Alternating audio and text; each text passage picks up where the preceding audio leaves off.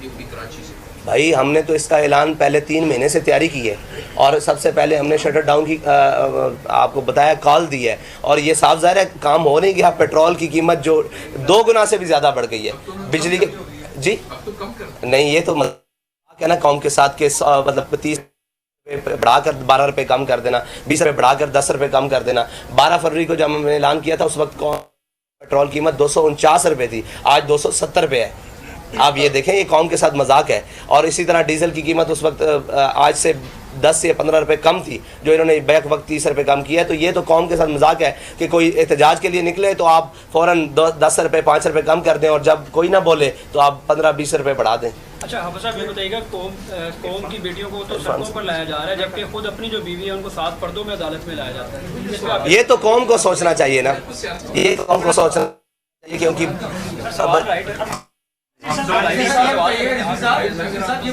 Sir इस पे क्या कहते हैं आप? पुराने जो दौर था पीटीआई का, उस दौर में हमने देखा फ्रांस के वाक़ये पे बड़ा धरना किया गया, उसके बाद वाक़ई हुआ, इंडिया में वाक़या हुआ और दीगर भी वाक़ई हुए, सुबह में वाक़ई हुए। उससे आप धरने नहीं किए कि उसमें सिर्फ प्रेस रिलीज तक जो है ना आप लोगों ने वो जारी की, तो क्या वजूहत थी कि उस वक्त उस तरह की जो है वो मुज़ाहमत नहीं की गई? इसकी मैं कई दफ़ा जवाब दे चुका हूँ कि फ़्रांस के ख़िलाफ़ हमारा एहतजाज इसलिए था और उसके सफ़ीर की मुल्क बदरी इसलिए था कि वो वहाँ गुस्ताखी रियासती सतह पर हुई है, रियासती सतह पर हुई है। और ये शायद आपने नहीं सुना कि उसके सदर ने और रियासत ने उसकी हिमायत की थी, इसलिए उनके सफ़ीर को इंडिया में जो गुस्ताखी हुई है वो ज़ाती तौर पर हुई है, उसके खिलाफ हमने एहतजाज भरपूर रिकॉर्ड किया है। और कल भी कोई खुदा न खास्ता रियासती सतह पर अल्लाह ना करे कोई इसकी हिमायत करता है तो हमारा मुतालबा फिर वही होगा कि उसके सफ़ीर को मुल्क बदर किया जाए। उसके लिए जो भी कुर्बानी देनी पड़ी इंशाल्लाह देगा। इलेक्शन ईयर है, ये महंगाई के खिलाफ कोई रैली है या ये आप बाकायदा तौर पे इलेक्शन की कैंपेन का आगाज कर रहे हैं? अभी तो महंगाई के खिलाफ है, जब इलेक्शन के लिए आएंगे तो इंशाल्लाह हम बता देंगे। जो भी तहरीक लब्बैक के नजरिए पर आ जाएगा उससे कोलिशन बन सकती है।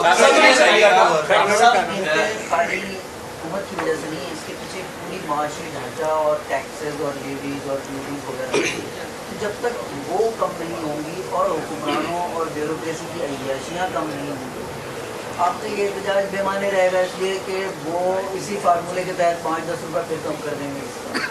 आपका हदफ वो ज़ालिमाना क़वानीन क्यों नहीं है जिसकी वजह से सिर्फ अशराफिया अय्याशी कर रही है और अवाम सड़कों पे और अपने घरों में भूखी मर रही है?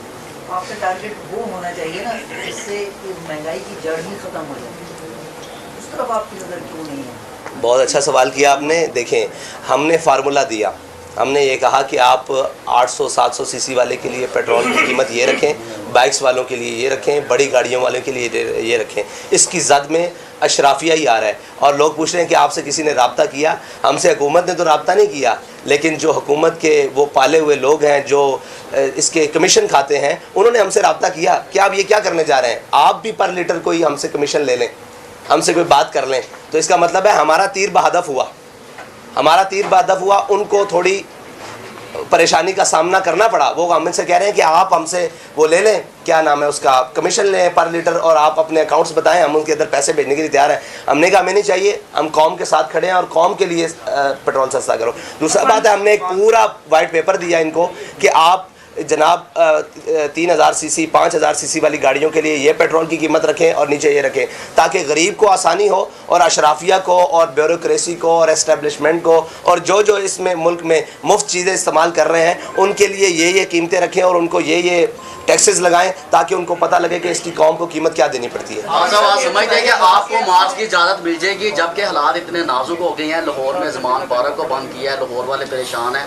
आप समझते हैं कि कराची से आपको मार्च की इजाज़त होगी? क्योंकि हालात क्यों ख़राब हुए हैं? उन्होंने मुल्क के हालात ख़राब किए हैं तो इस वजह से हुआ है ना। हर एक के लिए तो एक पैमाना नहीं हो सकता है। जिसने जुर्म किया उसको उसकी सज़ा मिलेगी, हर एक को तो नहीं उसकी सज़ा मिलेगी ना। हमने तो कोई जुर्म नहीं किया, हम तो पाकिस्तान के लिए निकले। समझते नहीं, हम कहते हैं हमारा मार्च होगा, अगर हुकूमत ने रोका भी तो तब भी होगा। अच्छा सर, ये लगता है कि जो है एहतजाज किया दफ़ा 144 नाफिज ही उन पर अमल होगा, जबकि पीडीएम ने हालिया सुप्रीम कोर्ट के बाहर एहतजाज किया दफ़ा 144 नाफिज थी, लेकिन उनके साथ ये तो दोहरा कानून हम कह रहे हैं ना कि पीडीएम ना इख्तियार करे। और मेरे ख्याल से उन्होंने जंगले भी फैलांगे हैं, उन्होंने जनाब सुप्रीम कोर्ट की बाहर जाकर घेराव भी किया है, तो हम तो इसके सख्त मुखालिफ हैं, इसके सख्त मुखालिफ हैं। इसलिए कि जनाब जब उनके लिए एहतजाज मना है और सुप्रीम कोर्ट के बाहर जाना मना है, तो इनके लिए 2 कवानीन पाकिस्तान के अंदर बैक वक्त ना दिखाएं जिससे किसी के बयानियों को फ़ायदा हो। अकल का इस्तेमाल करें और फाहम फरासत का इस्तेमाल करें और पाकिस्तान को बेहतरी की तरफ लेकर जाएं, ना कि अपनी ज़ाती मफादात की तरफ लेकर जाएं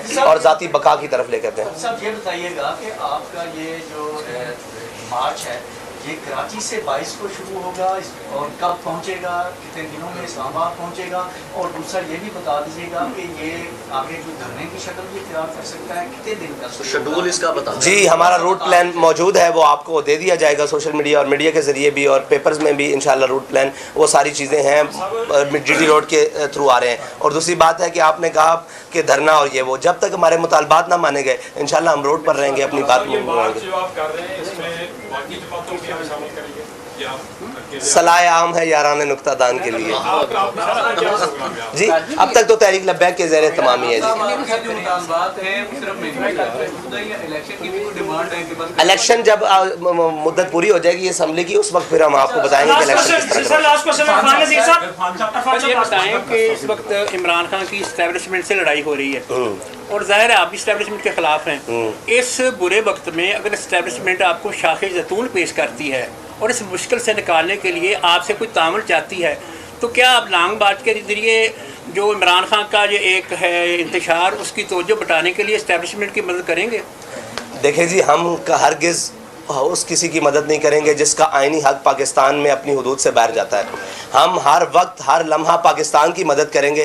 पाकिस्तान के लिए हमारे खून की भी ज़रूरत होगी तो हम देंगे, हमारी जान की ज़रूरत होगी, माल की ज़रूरत होगी, हम देंगे। एस्टेब्लिशमेंट को हम कहते हैं कि आपका वक्त और आपकी हुदूद ये है कि आप बॉर्डरों पर जाएँ और अपना काम करें और बंद कमरों में फैसले नहीं करें। ये हमारा बुनियादी मौक़िफ़ है। और दूसरी बात रही कि इमरान खान को कहते हैं कि इस पाकिस्तान के ख़िलाफ़ उस हद तक ना जाओ कि कल को जिस पाकिस्तान के ख़िलाफ़ तुम इस तरफ जा रहे हो, इसकी बका भी जनाब ख़तरे में चली जाए। तो अपनी सियासत करनी है, अपनी चीज़ें करनी है, अपनी हुदूद में हुदूद को ना फैलाओ, अपने और पराए की तमीज़ को ख़त्म ना करो। अपनी लड़ाई को अगर लड़ना है तो अपने कंधों पर लड़ो, ना कि कौम के बच्चों के इस्तेमाल करके लड़ो। जितनी भी मजहबी जमातें हैं जब भी इलेक्शन कंटेस्ट करती है तो इनका वोट बैंक कभी भी इनके जो कैंडिडेट्स हैं उनको जितवाने में मददगार साबित नहीं होता। उसके कंपैरेटिवली साबित होता है कि कोई ना कोई पार्टी हरा दी जाती है जो उसकी कहीं पर एडजस्टमेंट की जाती है। तो आपके साथ खास तौर पर ये मामला है कि आपके कैंडिडेट 10,000 या 11,000 या 12,000 का वोट बैंक लेके दूसरी पार्टी को डैमेज कर रहे हैं और फौज कंसिडर करती है कि जी इनको इस तरह अकोमोडेट किया जाए कि लोग अकोमोडेट हो जाए। तो क्या आप कहीं ना कहीं पे अपने आप को एडजस्ट करने के लिए, सिस्टम में आने के लिए क्या आपके पास प्ले किया है, आपके पास माइंड किया है कि किस पार्टी के साथ मिलकर चलेंगे? हम सिस्टम में आने के लिए 100 साल भी मेहनत करनी पड़ी तो इंशाल्लाह करेंगे अपने बुनियादी नज़रिए के ऊपर। और आपने कहा कि अगर वोट, तो वोट को बढ़ाने के लिए इंशाल्लाह हमारा जब नज़रिया कौम के पास पहुँचेगा और इन्हें पता लगेगा कि ये कौम की मुखलिस की आदत है तो मजहबी जमातों को वोट डलता है। लेकिन वो लोग जो लाहौर में न्यूज़ कॉन्फ्रेंस कर रहे हैं।